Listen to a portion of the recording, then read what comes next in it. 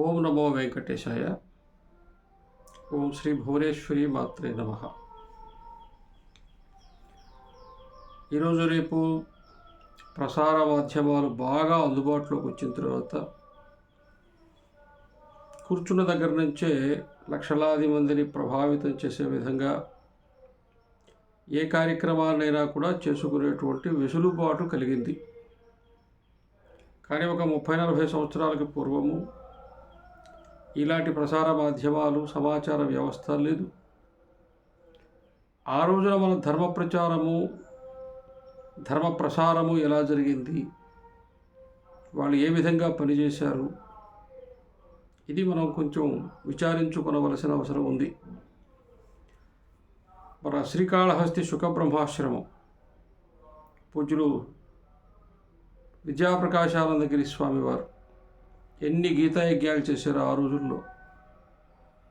అదేవిధంగా గీతా మకరందం కోట్ల కాపీలు ముడిపోయింది ఇప్పటికీ. అంటే ఆ ముడిపోవడం అంటే వ్యాపారం అని కాదు, అంతమంది భక్తులు వాటిని తీసుకున్నారు.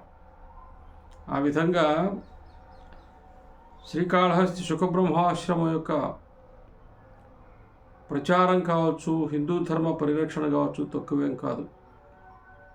అదేవిధంగా 1980 నుంచి సుమారు 2000 సంవత్సరం వరకు ఒక 20 సంవత్సరాల పాటు ఆంధ్రప్రదేశ్ని ఉర్రు తొలగించిన వారు పూజ్యులు సుందర చైతన్యానంద స్వామివారు.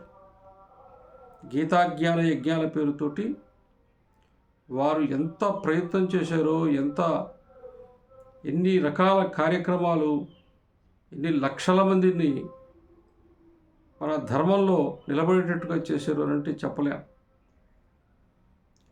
రామాయణం కావచ్చు, భారతం కావచ్చు, భాగవతం కావచ్చు, అటు సంస్కృత మూలం కావచ్చు, ఇటు ఆంధ్రంలో కావచ్చు, ఇవి మాత్రమే కాకుండా ఇతర భారతీయ భాషల్లో ఉండేటువంటి సాహిత్యం కావచ్చు, అక్కడ ఉండేటువంటి భజనలు కావచ్చు, కీర్తనలు కావచ్చు, ప్రక్రియలు కావచ్చు, జనసామాన్యంలోకి తీసుకువచ్చి వారు పాటలు వ్రాశారు, పాటలు పాడారు, రాగాలు కట్టారు. అదేవిధంగా ఎన్ని రకాల సీడీలు ఉపనిషత్తుల మీద కావచ్చు, భగవద్గీత మీద కావచ్చు, ఒక్కొక్క విషయానికి సంబంధించి కట్టలుగా సీడీలు తయారు చేసి ఆ రకంగా అందుబాటులో ఉంచారు. ఇక చైతన్య రామాయణం కావచ్చు, చైతన్య భారతం కావచ్చు రాశారు. ఆ విధంగా హిందూ సమాజానికి సుందర చైతన్యానంద స్వామివారు చేసినటువంటి సేవలు, వారు చేసినటువంటి ప్రయత్నం, ఇటు శ్రీకాకుళం జిల్లా నుంచి అటు అనంతపురం జిల్లా వరకు, అటు ఆదిలాబాద్ జిల్లా వరకు మొత్తము 23 జిల్లాల్లో ఒక ఝంఝామారుతంలాగా వారు విజృంభించి ఆ రోజున గీతా జ్ఞాన యజ్ఞాలు చేశారు. ఈరోజు ఎవరైనా వారిని ఇంటర్వ్యూ చేస్తే బాగా వృద్ధాప్యంలో ఉన్నట్టుగా నేను విన్నాను. వారి అనుభవాలు, వారి సందేశం ఈ సమాజానికి ఎంతో అవసరం. హిందుత్వాన్ని గురించి చాలా బలంగా నిలబడినటువంటి వారు. స్వయంగా నేను వారి ఉపన్యాసాలతో ప్రభావితమైనని చెప్పుకోగలను గర్వంగా. అంత కరతలామలకంగా, లేకపోతే అంత చక్కగా సామాన్య ప్రజానీకానికి అర్థమయ్యే విధంగా ఆయన నవ్వుతూ ఉంటారు, ఏడిపిస్తారు, గంభీరంగా ఉంటారు. శాస్త్ర పరిధిని దాటిపోకుండా, లేనిది ఉన్నట్టు, ఉన్నది లేనట్టు కల్పించి చెప్పకుండా, కేవలం రామాయణం ఎందుకు మనం తెలుసుకోవాలి, మనకు ఏమి ఉపయోగం జీవితానికి, సమాజానికి, ఆ పద్ధతిలో చెప్పినటువంటి వారు. 1000 మంది, 20,000 మంది, 30,000 మంది, 1,00,000 మంది వచ్చి వినేవాళ్ళు ఆయన ఉపన్యాసాలు.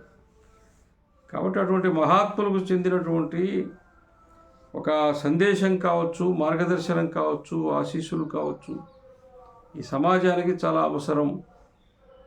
ఈరోజు చాలా యూట్యూబ్ ఛానళ్ళు ఉన్నాయి, చాలామందిని ఇంటర్వ్యూ చేస్తున్నారు, వస్తూ ఉన్నాయి. ఆ హైదరాబాద్ పక్కన దిండిగల్లో వారి ఆశ్రమంలో ఉంటారు. ఎవరైనా వెళ్ళి వారి దర్శనం చేసుకుని వారి దగ్గర చక్కని ఇంటర్వ్యూలు సమాజానికి అందిస్తే చాలా మేలు చేసిన వాళ్ళు అవుతారు. ధర్మం కొరకు పనిచేసిన వాళ్ళని మనం మర్చిపోవద్దు. వాళ్ళందరినీ కూడా తిరిగి మరలా వాళ్ళ అభిప్రాయాలు, వాళ్ళ ఆశీస్సులు, వాళ్ళ అవగాహన, వాళ్ళ అనుభవము ఇది మనకు తెలియాలి, ముందు తరాలకు కూడా అందివ్వాలన్న ఉద్దేశంతో ఎవరైనా కానీ ప్రయత్నం చేస్తే చాలా సంతోషము. జై శ్రీరామ్.